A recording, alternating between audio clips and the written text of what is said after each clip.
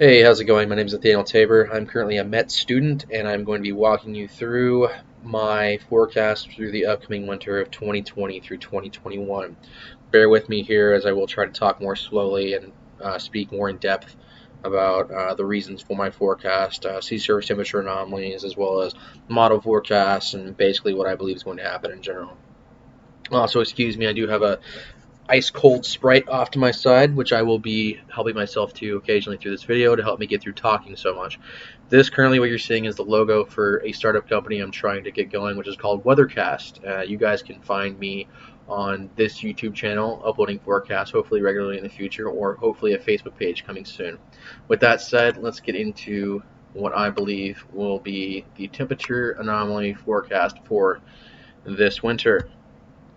So as you can see, currently what I have in this white area is going to be your equal chances for basically a 50-50 shot of above average or below, slightly above average to slightly below average temperatures in that region. This extends from the upper northwest, coastal northwest, down through into Texas and then up through the eastern Ohio Valley. As you can see here in the eastern third of the United States, I do have it being a quite, well, I wouldn't say quite a warm, but I would say a fairly warm winter overall, as we do have a strong La Nina setting up, which would favor ridging over the southeastern portion of the United States. Let me walk you through these temperature gradients really quickly. So, as I just said, this white area is going to be your equal shot, 50-50 chance of slightly below average to slightly above average temperatures. If not average, that would work out perfectly. However, in this yellow region, I do have a +1, and in this orange region, I have +2. This slightly blue region is going to be, or I should say lighter blue region is going to be about -1. This darker blue region is going to be a -2, and this purple region is going to be a -3 to -4. And the reasons for this I will get into right now. So, yes, big angry face here. Have fun with that. But as you can see, we are currently moving into quite a strong La Nina pattern. And what that means in a typical year is that you would have a very strong ridge set up over the southeastern portion of the United States, and you would almost see an exclusively cold winter to the northern tier of the United States. However, this year we do have very strong positive anomalies into the Gulf of Alaska, which to me would dictate a ridge would set up over here as well. Also, as you can see off the eastern or northeastern coast of the United States and off the coast of Newfoundland, we have very strong positive anomalies as well, which would also dictate to me that we also have a ridge being pumped up here too. With that said, the jet stream will try to ride north of these ridges, and in between you will find the trough. So I believe this trough will set up along the spine of the Rocky Mountains of the United States, given the two large positive anomalies that we do have in current sea surface temperatures. Let me walk you through precipitation. So I do have hopefully large positive anomaly of precipitation in the Pacific Northwest into the just northern interior of the United States, which will hopefully help with some of those wildfires up there this year. I know it's been pretty brutal. And you can see also down here I do have slightly above average precipitation anomalies into the southwestern tier of the United States. That again coming from a subtropical influence in that subtropical jet stream that may become active from time to time. Here, from the Four Corners region into the Panhandle region of the United States, I do have a below average precipitation season expected for the winter of 2020 to 2021. That being because mainly downsloping off of the Rocky Mountains themselves due to the overall, not overall, but I would say majority of the time zonal flow that we'll try to set up and bring in a lot of Pacific air into this pattern. Along the coastal plain of the United States, in the southern tier of from southern Texas to southeast Texas through southern Louisiana, I do have again above average precipitation anomalies, just simply because of the fact that the Gulf of Mexico is very warm, and any fronts that do get in here are going to interact with that moisture and try to spark vigorous thunderstorm activity through basically all months of the year. So with that said, north of that I do have a positive anomaly precipitation as well. That's basically just from those frontal boundaries pulling that precipitation and moisture northwards and initiating thunderstorm, or just rain shield activity as storm systems move through. Along the eastern interior of the United States, we do have a below normal precipitation expected. That is simply because of this ridge that I talked to you about earlier off the coast of northeastern coast of the United States and off the coast of Newfoundland that is going to try to make storms, once they come down into the central tier of the United States, try to bend them back up along that jet stream up through the eastern tier of the Ohio Valley. And for the storm tracks, nobody really does this anymore. This is basically a big generalization. This is not specific whatsoever.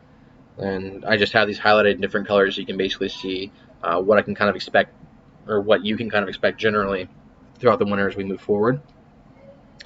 And with that, you do have, your typical blue northern track that's going to try to drop a bunch of cold air into the central part of the United States. You have your Pacific Northwest tracks, and you will have your Alberta Clippers as usual. We have those every year. But hopefully we can try to get some of the southern branch of the jet stream more active here into the southern tier of the western part of the United States and get some more moisture in there. Some much needed moisture in there. But for you snow geese over here in the northeastern part of the United States, it's not looking too promising in terms of a cold and snowy winter for you guys, just to basically how warm these sea surface temperatures are here off the coast, which is going to again try to pump that ridge. And also with the aid of somewhat of a southeast ridge setting up too. So we will see most of these storm tracks try to stay to the interior into the Ohio Valley, moving northwards. Okay, let's get into some model runs. Okay, as you can see here, I got December, January, February, and March all lined out for you guys. This is the ECMWF monthly forecast for precipitation. These are just reference guides pretty much to go off of. At this point in time, these are not going to be the most accurate forecasts to go off of, but they are good starting points to see, where things may go in the future. So you can see again here in the Pacific Northwest in almost every single frame here, hopefully above average precipitation. It does try to bring in some drier conditions into the state of California for almost all except for December, and it does see the wet pattern setting up over the east central part of the United States, again keeping the eastern seaboard relatively dry. So with that, let's go into the heights, shall we, for also the ECMWF, better known as the Euro. As you can see here, setting up as a pretty zonal pattern. Again, this is just a reference guide. This is pretty far out, so I do not expect these seasonal models to really pick up on any details whatsoever. However, I do take them with a grain of salt, and I do see that it is trying to, in the heart of winter in February, right over here, trying to hint at a Rocky Mountain centered trough setting up, which I do believe will be the case for most of winter. And we'll go on to one other model over here, and this is the CFS monthly, and this is for September, October, November, heading into the fall. This is a little bit early, but you can see a trough setting up in the Gulf of Alaska here, which would normally not be favored by these anomalies here. However, as we transition into these seasons, you can kind of expect these patterns to flip-flop back and forth, since it is a transitional season. As you can see, September, October, November, this is kind of like a fall prelude here.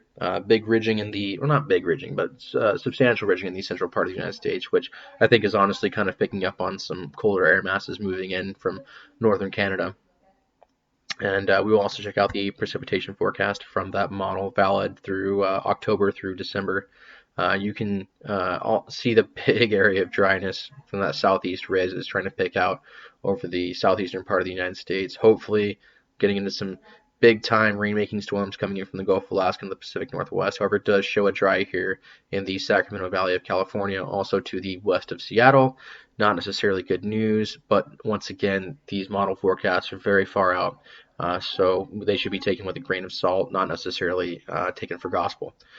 But they can give you a hint of where to go to and where to forecast. With that said, I'll take you back to my temperature forecast just so we can go over that one more time.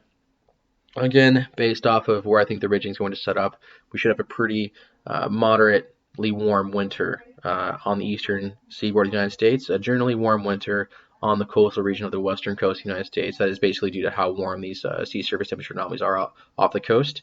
And the heart of the winter, once again, centered on the spine of the Rockies to just slightly eastward into the northern plains of the United States. We'll back that up once more with the sea surface temperature anomalies going into the winter. As you can see, once again, strong lining is setting up But we do have the strong positive anomaly setting up in the Gulf of Alaska and also off the coast of the United States and Newfoundland. All right, guys, that's been my winter forecast. I want to thank you for joining me, and hopefully you enjoyed and got something out of it, and we will see how this forecast verifies.